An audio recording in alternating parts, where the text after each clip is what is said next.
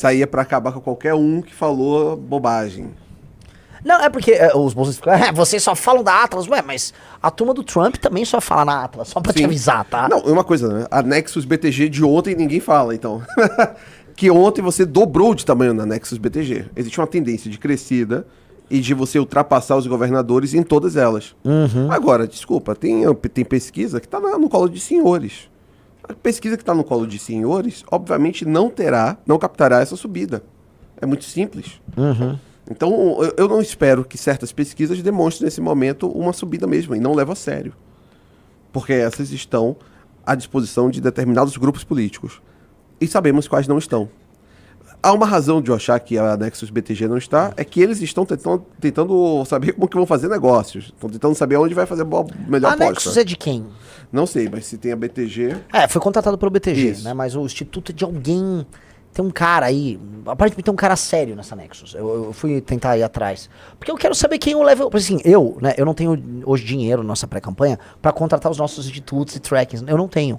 Agora sim, só o que eu faço de publi pra Atlas aqui, eles deviam me dar um módulo da Atlas aqui, né? Poderia falar assim, Renato, toma aí, um dia a gente vai fazer só pra você de porque graça. assim, eu sou o maior marqueteiro, fico dando, o método da Atlas é melhor, acertou, eu sou o maior marqueteiro da Atlas que existe, né? Mas não tem nada, só pra mostrar como a relação Mas em favor da Atlas, eu digo que a melhor propaganda deles é que o método é o melhor. Mas o método é o melhor mesmo.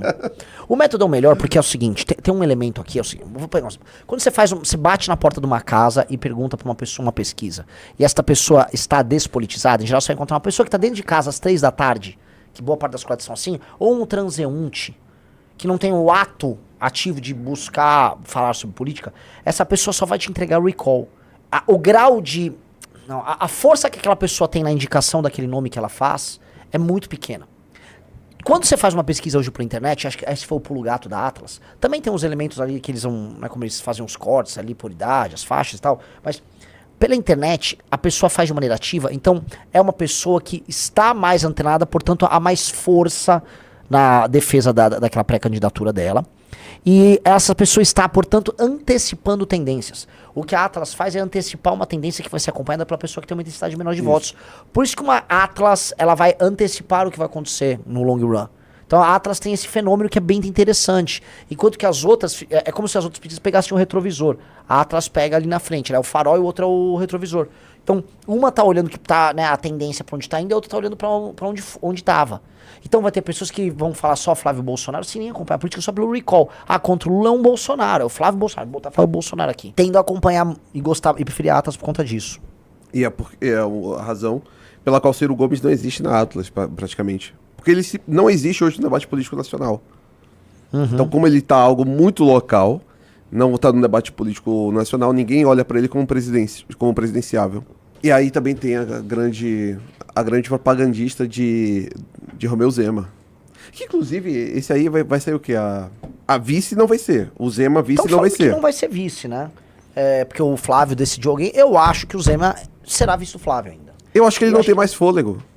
Eu acho que tem fôlego, cara. Eu acho que ele faz um elemento dialético com o Flávio, dele ser o cara que enfrenta o sistema e o Flávio não. Eu tava nessa tese. Eu acho que eles vão jogando um jogo ali. Porque o Zema permite assim, se você quiser ser antissistema, você é com o Zema que tá do nosso time. Enquanto que se você quiser ser sistema, você é Flávio que tá também no nosso time. Sim. Eles fazem, sabe a síntese e antítese? Ele é o ombudsman do Flávio. Sim. Eu tava nessa tese, só que eu acho que... não, tese e antítese, que síntese e antítese. Só que eu tava nessa tese, só que o que eu acredito é que ele tentou fazer isso agora com a tentativa de rivalizar com o STF e perdeu. Porque ele faria isso para se cacifar. Eu enfrentei STF, cresci na pesquisa, e isso já me cacifa para ser o vice, que era a disputa que ele tava. A pesquisa disse, não, amigão, você só brigou. Você só fez brigar. O público não te acompanhou. Pelo contrário, o público dele se identifica hoje com o Flávio. O público dele de hoje já se identifica com o Flávio. Para ele, esse é o pior dos sinais, que foi a pesquisa Nexus BTG, que falou que 76% do público dele será do Flávio. Assim, não existe Romeu Zema. Para ele, aquilo ali é uma má forma de se apresentar, porque o Flávio vai olhar e vai dizer, eu não preciso que esse cara seja meu vice, porque ele tem pouco voto e o pouco voto que ele tem já está comigo. Perfeito. Que é um outro elemento que eu acho bem interessante do que a gente tá falando aqui. o problema que a gente representa pra esses caras. Porque pra esses caras, assim, o Renan vai estar lá, vai aparecer com 1%, 2%, e depois isso vem pra gente e vai pra 0%. Tipo, igual aconteceu com o Aldo, que chegou a bater 1%, 2%, e aí ele voltou, foi pra 0,3% e tal. E eles não entenderam a natureza da pessoa que nos acompanha, do nosso militante. Quando a gente converte uma pessoa, a pessoa vem e fica. Que é o que eu já falei antes, não sei se você concorda, é uma tese. Nós temos um bloco que é uma tese. Que quando as pessoas conhecerem, a gente vai chegar em algum momento, anotem o que eu tô escrevendo, vai ter algum momento que, acho que é o final dessas eleições, que pelo menos 15% dos brasileiros vão se identificar com o nosso projeto Faça Chuva, Faça Sol. Sim, concordo 100%. Que vai dar massa crítica para a criação de um projeto nacional nosso, tá? Com uma identidade própria e tal. Essa é a minha tese, é por isso que a gente tem um partido montado. Então, não vai ter aquela coisa tipo, o Caiado cresceu, aí os eleitores do Renan... Não vai acontecer. Eles vão olhar e vão falar... Que Ronaldo Caiado? Ronaldo Caiado! Ronaldo Caiado! Não vai acontecer. Então, eles não estão entendendo ainda a relação conosco. E foi muito boa essa pesquisa, porque demonstrou o seguinte. Da Nexus BTG, eu gostei muito dessa estratificação que fizeram. 45% do seu público diz, sem Renan, eu simplesmente irei... Não voto em nada. É nulo ou nem sair de casa. Churrascão. Vou fazer um churrascaço. Oba! Né? Que é o que eu gosto de fazer, por isso que eu tô desse tamanho. Fazer um churrascaço. Agora, tem 20% que falaram o seguinte. Não, cara, no segundo turno eu vou votar no Lula. Olha que loucura. Tem um público. Mas você sabe quem é esse público, né? Que pra mim é o público do Nordeste. Lógico. Isso, lógico. Nordeste. É lógico. Assim, cara, eu estava num restaurante no Maranhão, aí vai uma mulher falar comigo, tirar foto. Aquela mulher, ela votava no Lula. Eu fiz uns stories na primeira rádio que a gente foi ali, saindo de Imperatriz. Até esqueci o nome da cidade, é uma cidade ali é Estreito, Riso? É Estreito? Sim, da ponte? Isso. Aí tinha uma família, esse aqui era um garoto que votou no Flávio, no Jair, e esse aqui era Lula, e a mãe era Lula. Ele não é mais Lula, ele agora é Renan Santos. Só que se não tiver Renan Santos, ele vai no Lula. Porque no Nordeste eu estou pegando as coisas do Lula. Ele até já tem matéria do Metrópolis falando disso. Existe uma correlação entre o seu voto e o voto do Lula no Nordeste. Então, esse tipo de coisa, que se você olha e tem 65% do seu voto que não é do Flávio. Mesmo você estando à direita. É a única pessoa à direita que 65% do eleitorado não vai para o Flávio. Ao contrário do Zema, que 76% já diz assim, meu segundo voto se chama Flávio. O que significa que, em última instância, eles podem virar o primeiro voto. Né? Então, eu estou percebendo que eles estão tem essa dificuldade que eles ainda não perceberam e ainda não entenderam a natureza do seu eleitor. Então eles não entenderam essa natureza. Outra coisa, você chega da base do sincericídio, você dá um tapa na cara do eleitor e fala bem assim, olha, a sua cidade é uma desgraça completa, cara. Vocês tomaram decisões erradas durante 30 anos e a gente precisa fazer um jeito aqui pra vocês não errarem mais. Pô, você chegou a dar um tapa na cara de todo mundo e aí a pessoa fala, quem aceitou isso, quem comprou essa tese, vai comprar de todo. É lógico.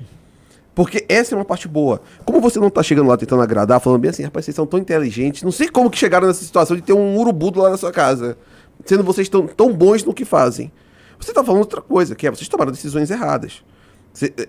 A elite política que você colocou no poder tá te roubando, amigo. Como você não está tentando fazer do caminho contrário, significa que quem aceitar o que você falou, vai aceitar tudo que você falar dali, como do projeto. Porque ele vai entender que é um projeto diferente, fora do quadro institucional que estava dado antes. Exatamente. Porque, assim, até tem um sistema de relações bem interessante pro político que vai pagar pau. Vamos supor que eu cheguei em Pinheiros, lá no Maranhão, você deu a descrição lá do Urubu, e um político normal ia falar, ô, cidade boa, povo bom, tá legal aqui, podemos fazer mais, estamos juntos por uma cidade melhor. E aí a população já ganhou o jogo. Ela falou, entendi que você veio aqui fazer a moral, agora o que você vai me dar? Me dá um aqui. Exato. Eu entendi que você veio me iludir, então eu finjo que eu gosto, você finge que gosta de mim, você me dá alguma coisa aqui, eu divulgo você, falo que é bom e jogo que segue.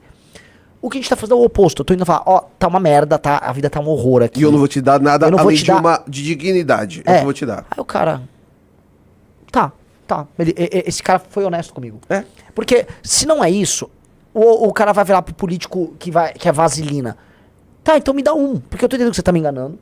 Você vai ganhar alguma coisa com isso, eu também quero ganhar. Eu não vou ficar de trouxa nessa história. O papo é muito reto. Muito reto. As pessoas não são otárias. Então, eu tô tratando essas pessoas como pessoas espertas, que quando vendem um voto, não vende porque é trouxa.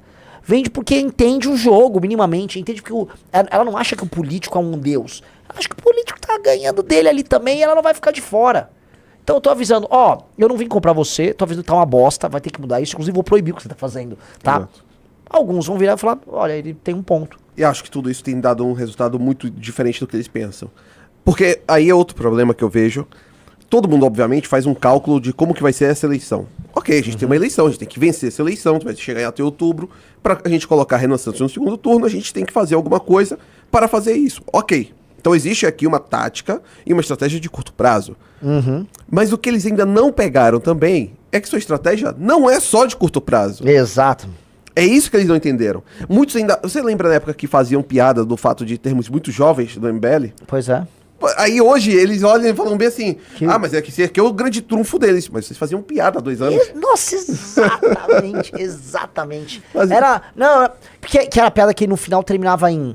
E jovem não vota, naturalmente, então eles vão ter 150 votos, que era o Rodrigo Constantino, né?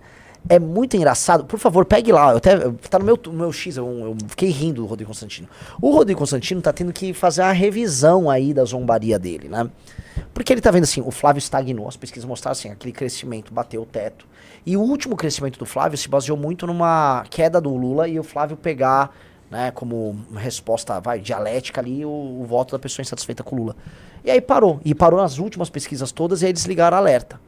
E aí, ó como mudou. Lembra que eu tinha 50... o Renan vai ter 150 votos. 2 coisas me chamaram a atenção aqui. Renan Santos, MBL, em terceiro no primeiro turno, com mais de 50%.